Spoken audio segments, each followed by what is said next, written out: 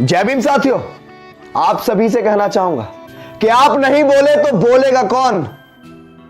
अगर आप नहीं बोले तो बोलेगा कौन।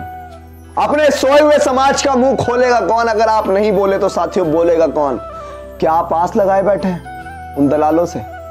क्या आप आस लगाए बैठे हैं उन गद्दारों से? हमारे सबसे बड़े धनुधर एकलव्य का छल से अंगूठा काटने वालों से? क्या आप आस लगाए बैठे हैं उन गद्दारों से? मां सावित्रीबाई फूले के ऊपर गोबर फेंकने वालों से? क्या आप आस लगाए बैठे हैं उन दलालों से, उन गद्दारों से, उन मक्कारों से? क्या आप आस लगाए बैठे हैं? साथियों, अगर आप आज नहीं जागे तो आगे आएगा कौन? अपने सोए हुए समाज को जगाएगा कौन? अगर आप नहीं बोले तो साथियों बोलेगा कौन? आप कब तक बनेंगे दूसरों की भीड़ का हिस्सा? कि आप कब तक बनेंगे दूसरों की भीड़ का हिस्सा? गौरव गाथा से भरा पड़ा है बहुजन समाज का किस्सा। गौरव गाथा से भरा पड़ा है बहुजन समाज का किस्सा। मानवता, दया, करुणा, साहस और विद्वता। कि मानवता, दया, करुणा और साहस और विद्वता अपने सोए हुए समाज को आप नहीं सुनाएंगे तो साथियों सुनाएगा कौन? आप नहीं सुनाएंगे तो साथियों सुनाएगा कौन? आप नहीं बोले तो बोलेगा कौन? अपने सोए हुए समाज का मुंह खोलेगा कौन? पता है किसने कहा था हमें बोलने वाला समाज? पता है किसने कहा था हमें बोलने वाला समाज बनाना है? एससी, एसटी, ओबीसी, माइनॉरिटी को मिल बहुजन समाज बनकर इस देश की सत्ता को हथियाना है। उन्होंने घर छोड़ा, नौकरी छोड़ी, अविवाहित रहे। उन्होंने घर छोड़ा, नौकरी छोड़ी, अविवाहित रहे। हमारे मान्यवर काशीराम साहब के लगाए हुए पौधे को अब सींचेगा कौन? इस देश में अपने लोगों को जाति दलदल से अब खींचेगा कौन? साथियों, अगर आप नहीं बोले तो अब बोलेगा कौन? अपने सोए हुए समाज का मुंह खोलेगा कौन? अगर आप नहीं बोले तो साथियों बोलेगा कौन? मान्यवर काशीराम साहब एक बात कह के गए थे कि जिनके हुक्मरान होते हैं उनके साथ कभी अत्याचार नहीं होते हैं।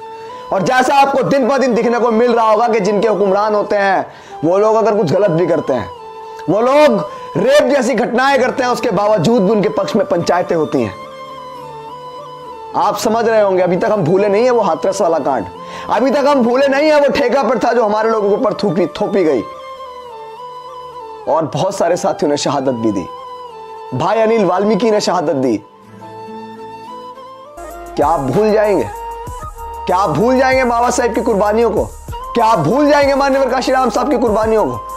मैंने जो कविता पढ़ी, मेरा कविता पढ़ने का उद्देश्य सिर्फ यही था कि अगर आप नहीं बोले तो आज बोलेगा कौन?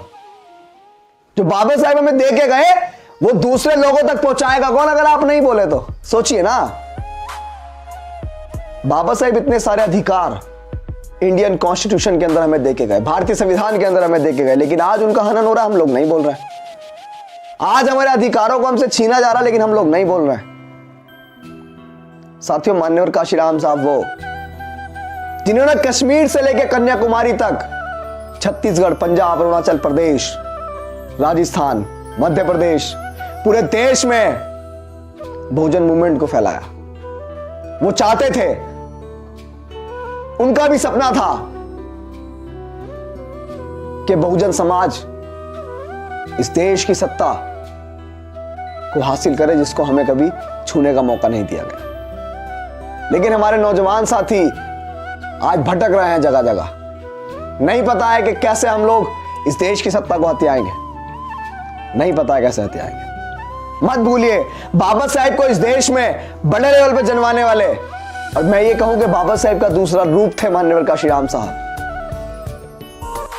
आपको नहीं भूलना है मान्यवर काशीराम साहब को भी। मान्यवर काशीराम साहब वो शख्स थे जिन्होंने अपना घर परिवार छोड़ा, जिन्होंने अपनी नौकरी छोड़ी, जिन्होंने ये कस्में ली कि मैं कभी घर नहीं जाऊंगा, ये समाज ही मेरा घर है, मैं कभी धन संपत्ति नहीं रखूंगा, ये समाज ही मेरी धन संपत्ति है, मैं कभी शादी नहीं करूंगा, मैं किसी के मरे में नहीं जाऊंगा, मैं किसी की खुशी में नहीं जाऊंगा। सोचिए, ये प्रतिज्ञा में बहुत आम लग रही होंगी, लेकिन जब इन प्रतिज्ञाओं के साथ हम अपना जीवन व्यतीत करेंगे, जब पता लगेगा कि कितनी कठिनाइयों का सामना होता है।